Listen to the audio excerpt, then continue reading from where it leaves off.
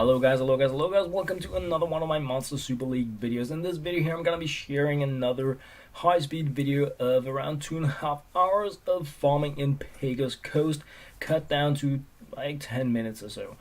The purpose of this video is to help provide statistical information about the spawn rate of rares and legendaries and super rares in Monster Super League. And for the purpose of this video series, I am playing in Pagos Coast. I am playing on the experience level because I'm including an Astromon that I am getting experience for throughout the process. What I'm doing here is that I am running these games on auto battle, and then I am providing statistics of how much money am I getting from these runs, how often do I see the different Astromons, the rares, the variants, legendaries in case I get them, and what do I get for selling the gems that I have acquired during these farming sessions. So I'm really trying to cut a few hours of hardcore grinding down to 10 minutes, which means that we're running super high speed, and it's not about strategies, it's not about tactics, it's not about what is the best team to use in a given area. It is just about really trying to get enough games recorded so that we can get some kind of spawn rate ratio up and running and see how many games do you need to play on average before you see a variant like we got here, or a rare such as the Mona that I'm farming right now, or even the legendaries. The variants are particularly interesting for me because you get 10 Astro Gems whenever you farm them, and you can use them in terms of amassing even more Astro Gems if you do evolution type Astro Gem farming. You have quests that you can complete with your variants as well, so they're really important because getting these additional Astro Gems is like a major piece of the puzzle in terms of trying to get your Monster Super League gaming going with unlimited Astro Gems and money, where the only factor you need to really take into consideration is the amount of time you put into it. So no, that wasn't the one I wanted to move. Oh well, I hope we're all gonna live. I wanted to move Dr. Cam Man, and I'm just gonna move Dr. Cam Man over here instead. So I hope that's gonna be better. Farming, and yeah, if you have been playing Monster Super League, then you know that most of the time the game is gonna be on auto mode. But this here is exactly the stuff that I'm waiting for. I needed a total of 13 additional Monas before I can evolve my light and dark Monas into Monox Evolution 3 Monas.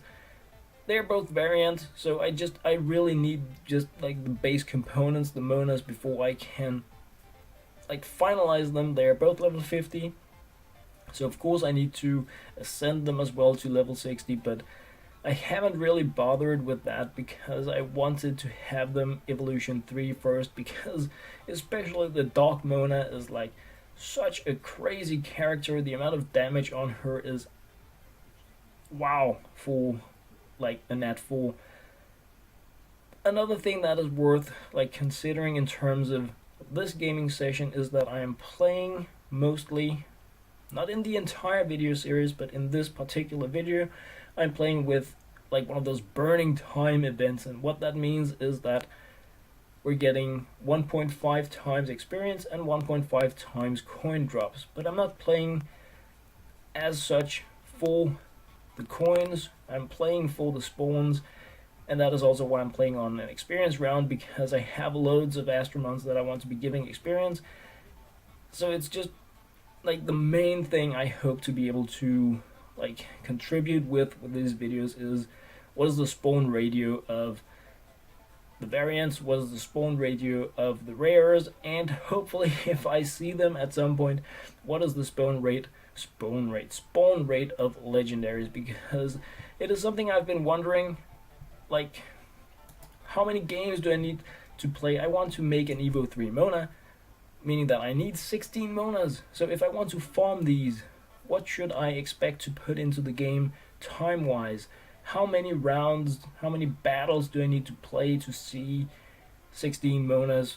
Like, if I catch every single Mona, how many games do I need to play? Do I need to play 1,000 games to catch 16 Monas so that I can get my Evolution 3 Mona? If I do, then I know that I need to spend like 5,000 energy on just obtaining my Evolution 3 Mona if I want to be doing it like story mode farming. That is the, like, I really hope we're gonna be seeing a spawn rate that is in the hundreds for Monas, but I have no idea. I feel like I'm getting at least one catchable Astromon every 100 or so games that I'm playing. Sometimes it's more, sometimes it's less. But hopefully with this video series, we're gonna be able to see over the course of possibly a few weeks. The data, of course, is gonna be fluctuating when we start out.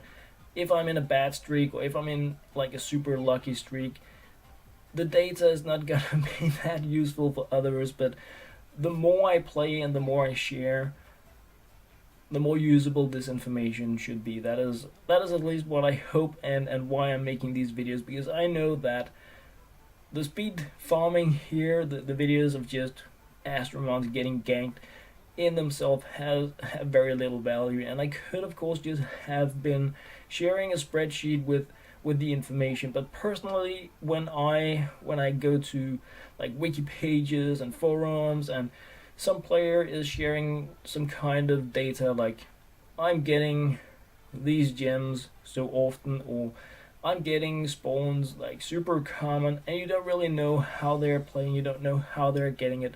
And that is why I decided to make actually a video series about this farming, where I'm including everything, even though it is like in 30 plus x speed. It's going so fast you can't really see the actual battles, but I wanted to include the actual in-game stuff that is going on leading up to every one of these catches, so that it is not just spreadsheet data that I'm sharing. You can actually go in and see that these things are being farmed, they're being caught, or they are being farmed and not caught.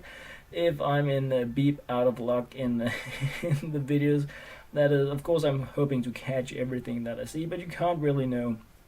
What I've done is that I have increased my spawn rate all the way up to the point where I've paid 320,000. I haven't bought the last one, the 640,000 spawn rate increase in Pagos Coast, and the reason for that is I really just need the Monas, and 640,000, like, part of me says like it's like nothing, but on the other hand, it's like very close to being enough funds to do a final ascension. Costs $1 million to ascend an Astromon from level 50 to like 5 stars to 6 stars. So is it really worth it to get this tiny additional chance for catching Astromons? I don't really know, and that is another reason why I feel that making this series is really interesting, because when you get a better understanding of how often you see things that are worth catching, like how often do you get the legendaries, for instance, that is pretty interesting information in terms of the capture league. So if I start to see an interesting number there, it's going to be more interesting for me to increase my catch rate so that I can compete better there. But guys, this was pretty much what I have done in this video here. The last round summary head there, what I'm going to be showing you guys now is a summary of what I have gotten out of this single session. 73 games, 365 energy, with a base income of almost 6,000 per game, including coins and gems. We caught 2 variants and 1 rare Mona over 73 games. That is pretty decent, much better than what I did in the last video. And of course, all of this information is now going to be added to the 66 games from the previous video, so that we have 139 games altogether. And what that shows me is that based on what I have played and recorded so far, we're getting like 1 to 70 So every 70 games on average, I'm catching a Mona or a Variant, or at least seeing them. That is based on the first 139 games. So guys, that was what I had to share in this video. As always, thank you very much for watching.